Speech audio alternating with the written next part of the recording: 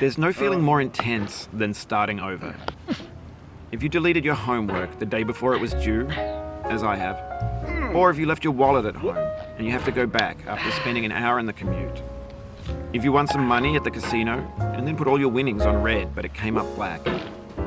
If you got your best shirt dry cleaned before a wedding and then immediately dropped food on it. If you won an argument with a friend and then later discovered that they just returned to their original view.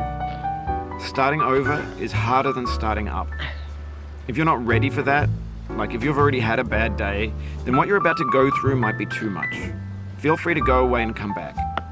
I'll be here. Alright, thanks for coming with me on this trip.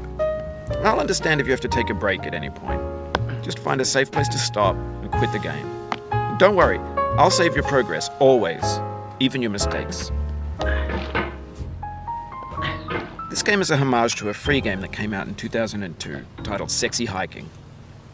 The author of that game was Jazzuo, a mysterious Czech designer who was known at the time as the father of B games. And B games are rough assemblages of found objects. Designers slap them together very quickly and freely, and they're often too rough and unfriendly to gain much of a following. They're built more for the joy of building them than as polished products. Oh, you just lost a lot of progress. That's a deep frustration, a real punch in the gut. 2,000 years later.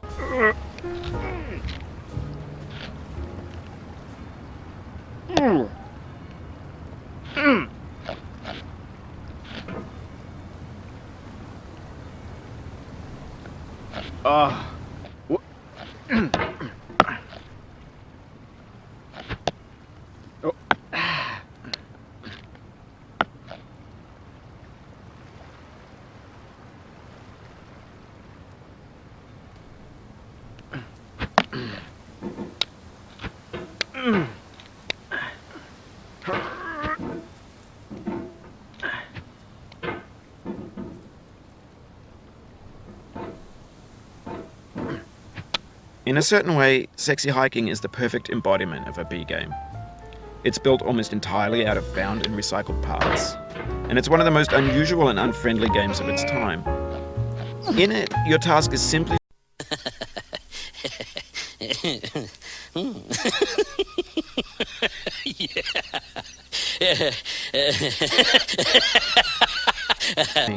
in the digital world or in real life, has certain essential properties that give the game its flavor. No amount of forward progress is guaranteed. Some cliffs are too sheer or too slippery, and the player is constantly, unremittingly in danger of falling and losing everything.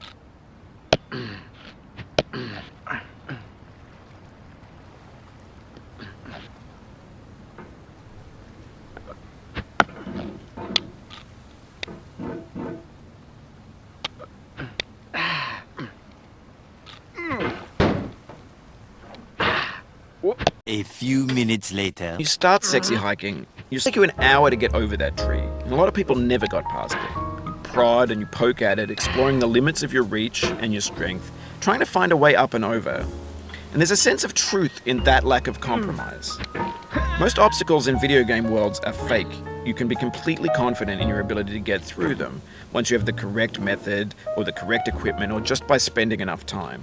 In that sense, every pixelated obstacle in sexy hiking is real.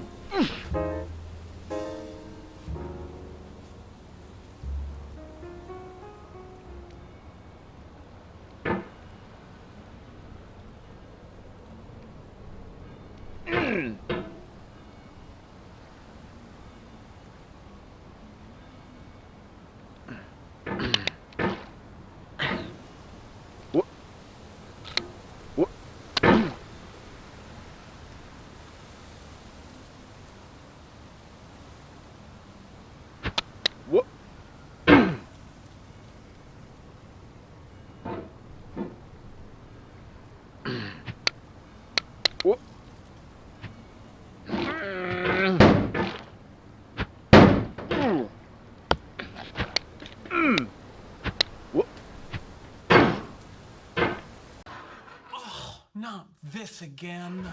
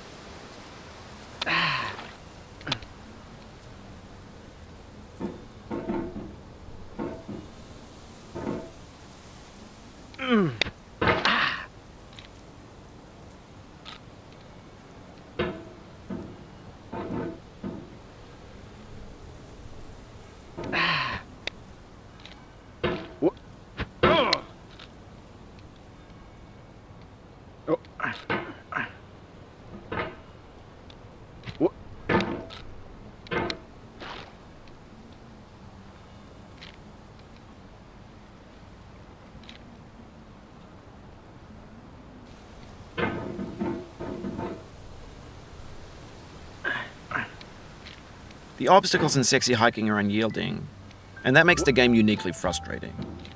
But I'm not sure Jazzuo intended to make a frustrating game. The frustration is just essential to the act of climbing, and it's authentic to the process of building a game about climbing. A funny thing happened to me as I was building this mountain. I'd have an idea for a new obstacle, and I'd build it, test it, and it would usually turn out to be unreasonably hard. But I couldn't bring myself to make it easier. It already felt like my inability to get past the new obstacle was my fault as a player rather than as a builder. Imaginary mountains build themselves from our efforts to climb them, and it's our repeated attempts to reach the summit that turns those mountains into something real. When you're building a video game world, you're building with ideas, and that can be like working with quickset cement. You mold your ideas into a certain shape that can be played with, and in the process of playing with them, they begin to harden and set until they're immutable, like rock. And at that point, you can't change the world, not without breaking it into pieces and starting fresh with new ideas.